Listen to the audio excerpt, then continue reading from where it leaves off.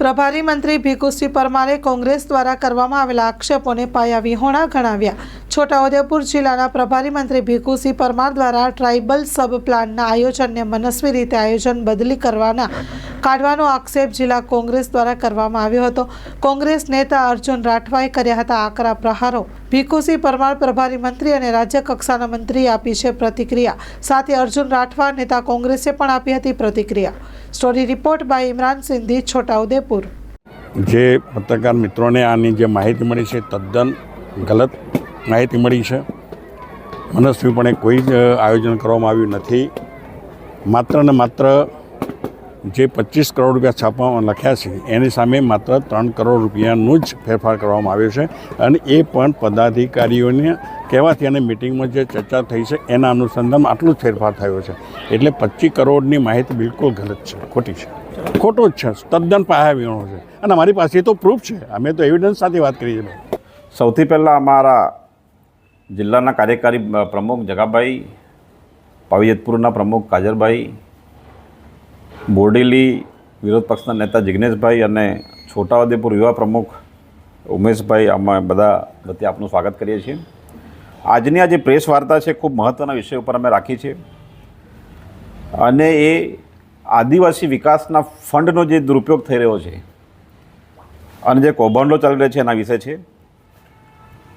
આપ સૌને ખબર હશે કે ગઈ 20 તારીખે સમાચાર માધ્યમોમાં એક સમાચાર આવ્યા કે છોટાઉદેપુર અને નર્મદા જિલ્લાના ટ્રાઇબલ સપ્લાન ઓફિસના એ જિલ્લાના જે પ્રભારી છે, પ્રભારી મંત્રી ભીખુસિંહ પરમાર,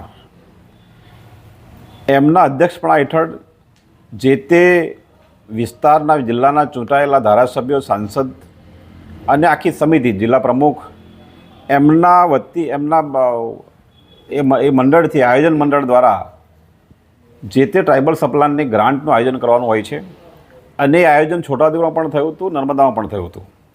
પરંતુ ન્યૂઝપેપરમાં આવેલી માહિતી મુજબ એ આયોજનની આખી ડાયરી પ્રભારી મંત્રી શ્રી પોતાના ઘરે મંગાવી લીધી હતી અને પછી ભાજપના કોઈ નેતાના બંગલે જઈને એ 2 જણા 25 કરોડનું આયોજન કર્યું અને એ જે હકીકત છે એને અહીંના સાંસદ શ્રી જસુભાઈ અને જિલ્લાના 3 ધારાસભ્યો, છોટાઉદેપુરના ધારાસભ્ય, પાવીજતપુરના, સંખેડાના, એ લોકોની જવાબદારી છે કે આ ફંડનું યોગ્ય આયોજન થાય. પરંતુ આ ફંડ એક મંત્રી, પ્રભારી મંત્રી જે છોટાઉદેપુર વિસ્તારના એ પ્રતિનિધિ નથી, અહીંના લોકોએ એમને વોટ આપ્યા નથી, તો કયા અધિકારથી આ ફંડ ઘરે બેસીને આયોજન કરે છે? આ ખૂબ જ ગંભીર મુદ્દો છે. અમને લાગે છે કે આ તો અહીંના જે ટ્રાઇબલ સપ્લાન ઓફિસર છે, IAS અધિકારી છે, એ આ હકીકતને બહાર લાવ્યા અને એનો વિરોધ કર્યો, વાંધો લીધો, એટલા માટે આ બહાર આવ્યું છે. નહીં તો ભૂતકાળમાં આ રીતે આ 30 વર્ષમાં ભાજપની સરકારે આદિવાસીઓનો જે ફંડ છે એનો આવો ગેરવહીવટ કર્યો છે એવું બહુ સ્પષ્ટ દેખાય છે. આપ સૌને ખબર છે કે પાછલા સમયમાં છોટાઉદેપુર અને દાહોદમાં 50 કરોડ જેટલું ટ્રાઇબલ સપ્લાનનું જે ફંડ છે એ નકલી કચેરી કૌભાંડમાં વપરાઈ ગયું. એ જ આ ઘટના છે એવું અમે માનીએ છીએ અને અહીંના જે પ્રતિનિધિઓ છે એમની જવાબદારી છે કે લોકોના અધિકારના ફંડની ચોકીદારી કરે. એ પોતે ચોકીદાર હોવાનો દાવો કરતા હોય છે પણ ચોકીદારી કરે, જે કરી રહ્યા નથી. તો એમના માટે આ ભયંકર શરમજનક છે. એ લોકોએ જે લોકો એમને વોટ આપ્યા છે, એ મતદારોને એમણે દ્રોહ કર્યો છે, એમની જવાબદારી છે એ નિભાવી નથી રહ્યા. તો અમે આ એક પત્ર લખ્યો છે. આ પત્ર અમે અહીંના સાંસદ જસુભાઈ રાઠવા, અહીંના ધારાસભ્ય રાજેન્દ્રસિંહ રાઠવા, જેતપુર પાવીના ધારાસભ્ય જયંતિભાઈ રાઠવા અને સંખેડા ધારાસભ્ય અભયસિંહ તડવી અને જિલ્લા પંચાયતના પ્રમુખ મલકાબેનને ઉદ્દેશીને અમે આ એક પત્ર લખ્યો છે કે આ રીતના ફંડનો જે દુરુપયોગ થઈ રહ્યો છે એ દુરુપયોગ અટકાવવાનું તમારી જવાબદારી છે. તમે બોલ્યા નથી.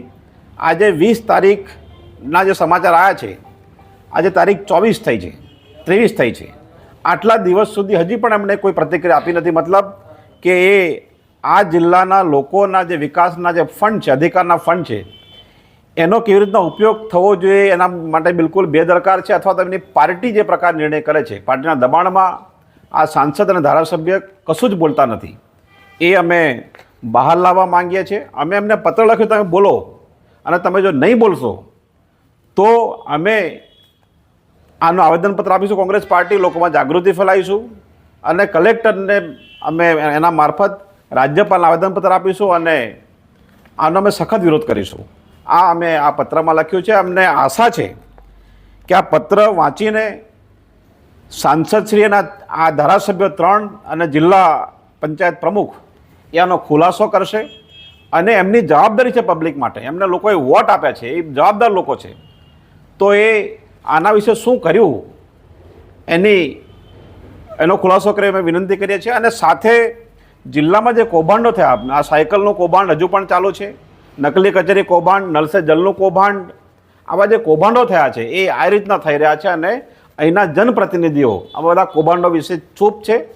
એ એમની ભાજપ પાર્ટીના દબાણમાં આ ચૂપ છે. અને અમને લાગે છે કે આ માત્ર ભીખુસિંહનું કામ નથી, આ બીજા કોઈ વ્યક્તિ છે, કોઈ એજન્સી છે જે છોટાઉદેપુરના લોકોના વિકાસના નાણાં એ રીતના ચાવ કરી જાય છે.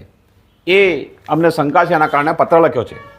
અમને આશા છે કે તમે આ પત્રની માહિતી આ 3 ધારાસભ્યો, જિલ્લા પ્રમુખ અને ખાસ અહીંના સાંસદ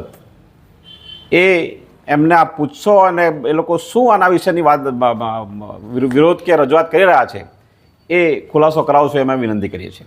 મને લાગે છે કે ભીખુસિંહ જે છે એમને અમે મળ્યા છે અને ભીખુસિંહ આટલા મોટા ફંડનું આયોજન કરી શકે એવી ક્ષમતા ધરાવતા નથી.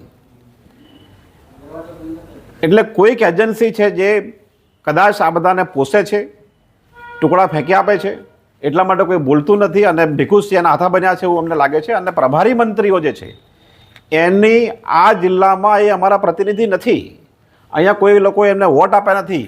તો અહીંના વિકાસના નાણાંનો વહીવટ, આયોજન ઘરે બેસીને એમને કરવાનો કોઈ અધિકાર બનતો નથી. આ ગુનાહિત કૃત્ય છે અને સરકારે પણ અહીં નોંધ લેવી જોઈએ, અમે માનીએ છીએ.